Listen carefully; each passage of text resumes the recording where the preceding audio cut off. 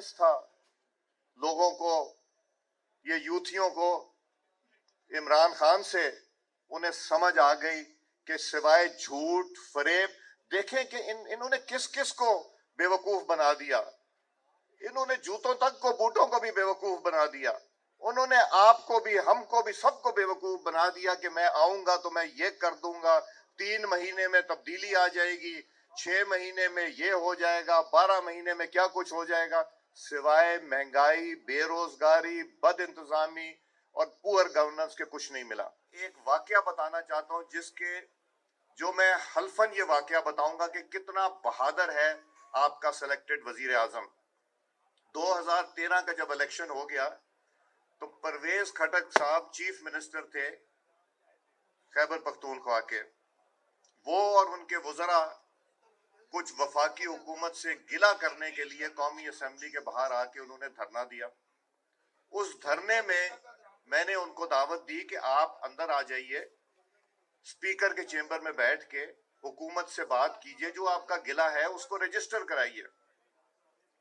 तो वो तशरीफ ले आए, वो बहादुर लीडर भी आ गए, उनके सिलेक्टेड वजीर आजम जो आजकल है वो इमरान खान साहब तशरीफ लाए।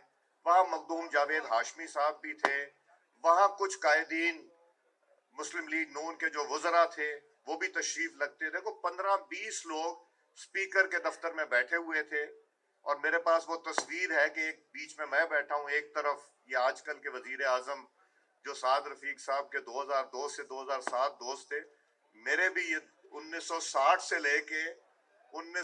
से लेके और 2002 तक दोस्त थे, जब तक उनको मुस्लिम लीग नून ने शिकस्त नहीं दी मेरी शक्ल में।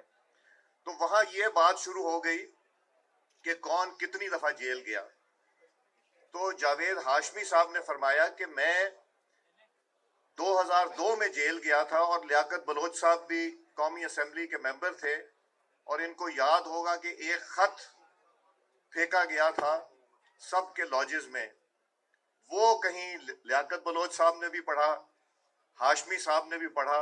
चूंकि मुशर्रफ साहब के हाशमी साहब बहुत चहीते थे तो उनको 4 साल कैद में उन्होंने रखा और तब के स्पीकर ने भी आजकल के स्पीकर की तरह प्रोडक्शन ऑर्डर उनके नहीं जारी किए और उनको अपने हलके की नुमाइंदगी नहीं करने दी गई। तो वहां बात हुई तो खान साहब की बारी भी आ गई।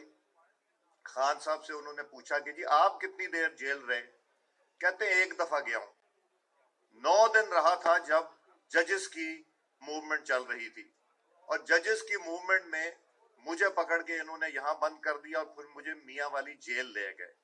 और वो बहादुर सिलेक्टेड वजीर आजम ने आगे जो बात की वो सबसे ज्यादा इंटरेस्टिंग है। उन्होंने ये कहा कि मैं 9 दिन जेल में रहा, अगर 1 दिन जेल में और रहता तो मैं खुदकुशी कर लेता।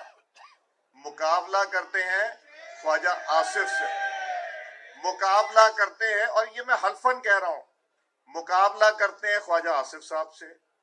मैंने तो इनको 2002 में अपने आंखों से हथकड़ियां लगे देखा है जब मूवमेंट में ख्वाजा साहब को पकड़ा जाता था और मुस्कुराते थे, कहते थे ये जेवर है मेरे। ये ख्वाजा साद रफीक साहब से मुकाबला करते हैं कि ये ट्रक पे चढ़ेंगे। 17 महीने दोनों भाई, निकला क्या? कुछ भी नहीं। नवाज शरीफ साहब से मुकाबला करते हैं जिन्होंने कभी जेल की परवाह नहीं की, जब उनको ना मैट्रेस दिया गया ना तकिया दिया गया उन्होंने गिला नहीं किया। और कितना बड़ा हौसला होगा उस बाप का जिसके सामने उसकी बेटी को पकड़ के जेल लेके जाया जा रहा है। ये मरियम नवाज से अपना मुकाबला करते हैं, ये शाहिद खाकान से अपना मुकाबला करते हैं, ये सलमान रफीक से अपना मुकाबला करते हैं, ये एहसन इकबाल से मुकाबला करते हैं, ये हाफिज नुमान से मुकाबला करते हैं जिन्होंने मुस्कुरा के जेल काटी। उन्होंने आगे कहा बेल के वक्त तो इसमें तो था ही कुछ नहीं। ये किससे मुकाबला करते हैं?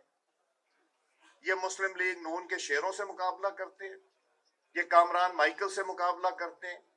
इमरान खान साहब, साद रफीक साहब, वो पैर भी पड़ जाएंगे, वो जूते भी उठा लेंगे, जूते पहन भी लेंगे, और मैं यकीन से कहता हूं उससे ज्यादा डरपोक आदमी सियासत में नहीं है। मैंने अपने गुनाहगार कानों से मौजूदगी में जावेद हाशमी साहब के सुना। اور آپ کہتے ہیں کہ وہ جائیں گے. میں ابھی لندن گیا ہوا تھا. آپ کو پتا ہے نا کیوں لندن گیا تھا؟ 2 فائلیں تھی نا, کہتے ہیں ایک 21 نام تھے, ایک 28 نام تھے. تو وہاں میں نے یہ میاں نواز شریف صاحب کو, اپنے قائد محترم کو یہ بتایا کہ جی یہ میرے ساتھ ہوا. تو میاں نواز شریف نے سمجھایا کہ بتایا مجھے کہ جب وہ کوٹ لکھپت جیل میں تھے تو ڈپٹی سپرنٹینڈنٹ نے انہیں بتایا کہ جی کچھ دن سلیکٹڈ پرائم منسٹر کو یہاں بھی رکھا گیا تھا. اور جب یہ میں آگے سے نہیں کہوں گا کہ میں جمہوریت کے لیے, یہ کوئی میرا خیال ہے میسج دے رہا ہے ان کو. تو انہوں نے, میاں نواز شریف صاحب نے بتایا کہ ڈپٹی سپرنٹینڈنٹ صاحب فرماتے ہیں کہ ان کو پہلے کوٹ لکھپت جیل لایا گیا تھا اور یہاں سے ان کو لے کے جانا تھا. جب ان کو یہ پتا چلا کہ ان کو میاں والی جیل لے کے جا رہے ہیں تو خان صاحب آنسوؤں سے نہیں روئے, باقی کسر کوئی نہیں چھوڑی. تو سعد رفیق صاحب کہتے ہیں ان کو ہم اپنے ٹرک پہ بٹھائیں گے. وہ ان کو ہم نے ٹرک پہ نہیں بٹھانا. سعد رفیق صاحب عمران خان کو علیحدہ ہی رہنے دے. اس نے گالم گلوچ سیاست میں سکھائی. میں الیکشن کیمپین میں جاتا تھا تو جماعت اسلامی کے کیمپ میں جا کے ان سے کہتا تھا چائے پلاؤ.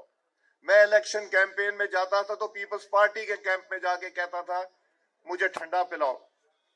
میں کاف لیگ کے کیمپ میں جا کے کہتا تھا, مگر 2013 سے پی ٹی آئی کے کیمپ میں نہیں جا سکتے. یہ ریاست مدینہ کی بات کرتے, ریاست مدینہ میں تو سچ بولا جاتا تھا, وہاں تہمتیں نہیں لگائی جاتی تھی, جھوٹی تہمتیں. 200 ارب روپے لے کے آؤں گا, اللہ کو گواہ بنا کے کہتا ہوں. وہ کدھر گئے 200 ارب روپے؟ کو 2 ارب روپے دکھا دو, ڈالر کو چھوڑو 2 ارب روپے تو دکھا دو کہ تم نے کسی سے ریکور کیے. جھوٹے الزامات کے علاوہ کچھ نہیں.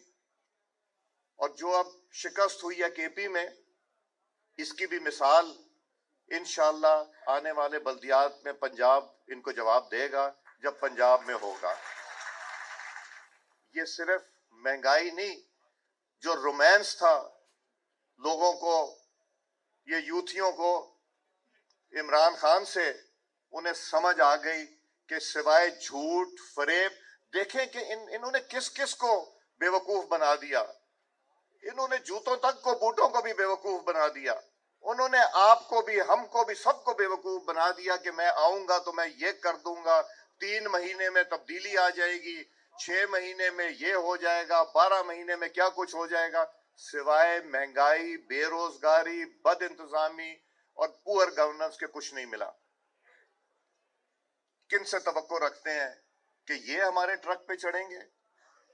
ان کے ٹرک کے ٹائر پنکچر ہوں گے, ان کے ٹرک کے ٹائر پنکچر ہوں گے.